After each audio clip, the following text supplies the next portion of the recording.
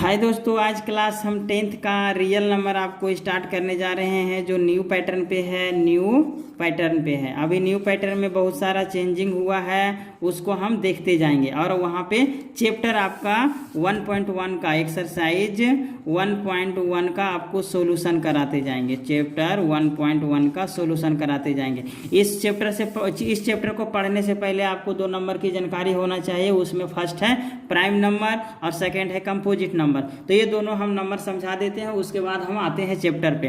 Prime number कहता है कि उसका 2 फैक्टर होना चाहिए, एक तो वो अपने आप और दूसरा 1 होना चाहिए, लेकिन ये कहता है कि इसका मोर देन 2 और फैक्टर होना चाहिए। तो चलिए आप देखते हैं डेफिनेशन कंपोजिट नंबर का और प्राइम नंबर का। देखिए कंपोजिट नंबर ये हो गया आपका।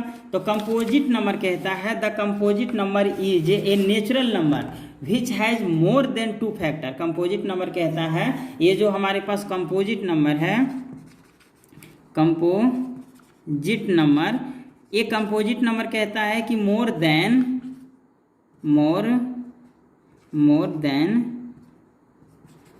2 फैक्टर होना चाहिए, मोर देन 2 फैक्टर होना चाहिए। अब हम यहाँ पे ये समझेंगे कि कंपोजिट नंबर और प्राइम नंबर में क्या अंतर है। तो ऐसे जनरली हम बात करें तो कंपोजिट नंबर जो होता है प्राइम नंबर का ऑपोजिट होता है, तो ये कंपोजिट नंबर का डेफिनेशन आपको यहाँ से लिख लीजिएगा, स्क्रीनशॉट ले करके यहाँ पे देख लीजिए कि composite number is a natural number which has more than 2 factor. Example 2, 4, 6, 8, 10, 12। अब हम यहाँ पे बात करें कि 1 से 100 के बीच में कितना कंपोजिट नंबर है, तो 1 से लेके 100 तक आपका 74 कंपोजिट नंबर मिल जाएगा। कितना मिलेगा? 74 कंपोजिट नंबर मिल जाएगा।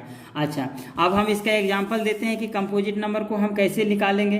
तब देखिए कंपोजिट नंबर हमारे पास अगर 6 है तो 6 का अगर हम फैक्टर करेंगे तो इसका तो पहले 6 होगा और 1 होगा, लेकिन बीच में इसका 2 फैक्टर और है, 2 और 3। तो ये दोनों फैक्टर है, इसका मतलब है कि इसका 1 फैक्टर, 2 फैक्टर, 3 फैक्टर, 4 फैक्टर, यानी 4 फैक्टर हो गया। तो ये जो नंबर आ जाएगा ये आ जाएगा कंपोजिट नंबर में। लेकिन अब अगर हम प्राइम नंबर की बात बोलें तो प्राइम नंबर का हम जैसे 3 एग्जाम्पल लेते हैं, तो 3 का तो फैक्टर हो जाएगा 1 और 3, बीच में कोई फैक्टर नहीं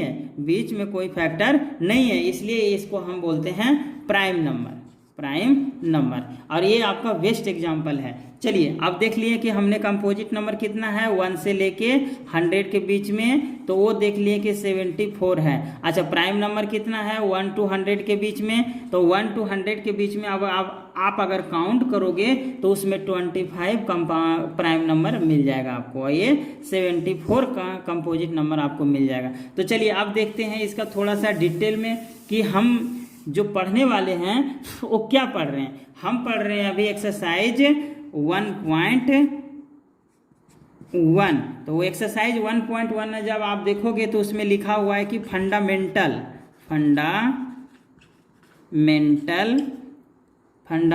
थ्योरम या फंडामेंटल अर्थमेटिक थ्योरम कहता है। ये थ्योरम का हम डेफिनेशन आपको लिखा देते हैं। तो देखिए क्या कह रहा है, every composite number can B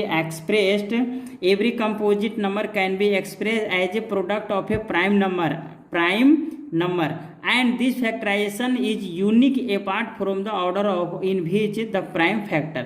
तो जैसे इसका एग्जाम्पल हम दे देते हैं, तो एग्जाम्पल कह रहा है कि अगर हम 210 लेंगे तो उसका फैक्टराइज ऐसे होगा, और ये फैक्टर होगा, इसका ये फैक्टर होगा, ये दोनों का सेम जो है फैक्टर हम करेंगे तो ये ऑपोजिट में हो सकता है, लेकिन उसका नंबर जो होगा सेम होगा। देखिए यहाँ पे 2 है, यहाँ पे भी 2 है, यहाँ पे 3 है, यहाँ पे 3 है, यहाँ पे 5 है, यहाँ पे 5, यहाँ पे 7, यहाँ पे 7। नंबर का जो स्पेस है वो चेंज हो सकता है, लेकिन यूनिक नंबर ही रहेगा, या नहीं कि यहाँ पे 7 है तो वहाँ जाके 8 हो जाएगा। ये है आपका अर्थमेटिक कंपोजिशन का थ्योरम, यानी fundamental theorem of A arithmetic. अब चलते हैं हम चैप्टर की ओर। तो चैप्टर देखिए फर्स्ट क्वेश्चन कह रहा है, ये है आपका फर्स्ट क्वेश्चन क्या कह रहा है। तो फर्स्ट क्वेश्चन में आप देखेंगे तो उसमें दिया हुआ है क्लास 10th का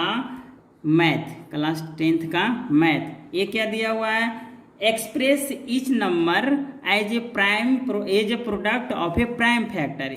तो अभी हम करने जा रहे हैं इसका प्राइम मतलब कि इसका जो फैक्टर निकलेगा वो जो होना चाहिए वो होना चाहिए आपका, इसका जो भी फैक्टर निकलेगा वो प्राइम नंबर होना चाहिए, इसका जो भी फैक्टर निकलेगा वो प्राइम नंबर होना चाहिए। तो चलिए अभी फर्स्ट क्वेश्चन का हम देख लेते हैं। फर्स्ट क्वेश्चन क्या कह रहा है? फर्स्ट क्वेश्चन कह रहा है 140, तो इसका प्राइम फैक्टराइजेशन करिएगा। तो प्राइम फैक्टराइजेशन कीजिएगा तो इसका इस टाइप से आएगा, देखिए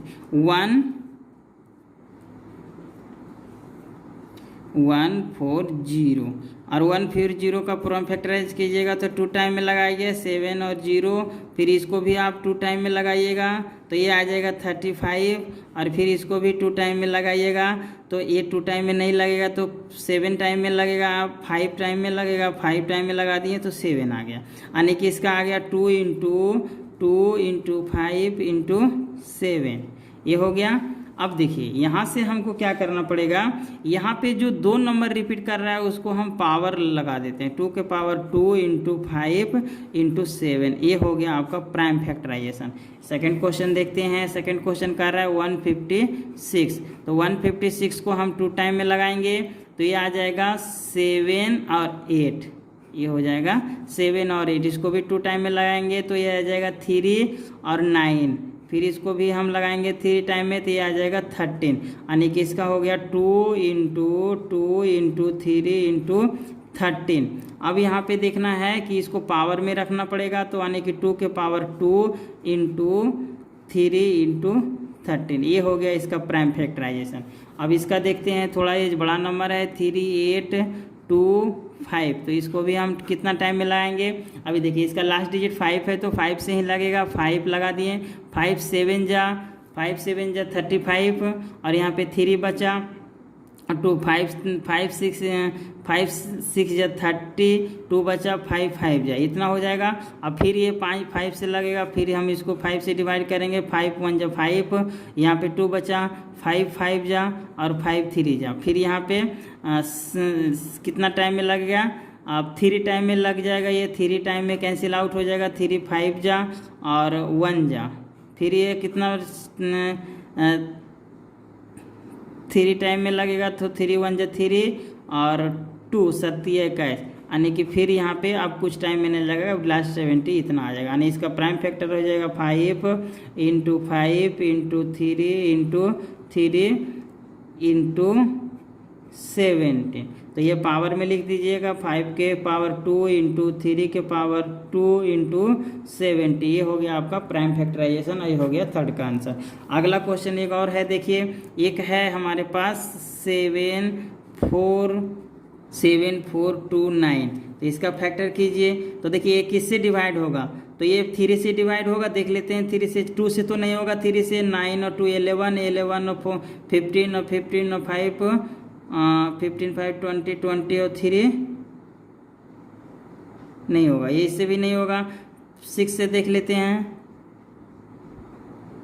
तो चलिए ये देख लेते हैं हम इतना, तो इसको हम पहले किससे कर सकते हैं? हम 17 से डिवाइड करते हैं, 17 से जब हम डिवाइड करेंगे तो ये आ जाएगा 17 7 4 3 7।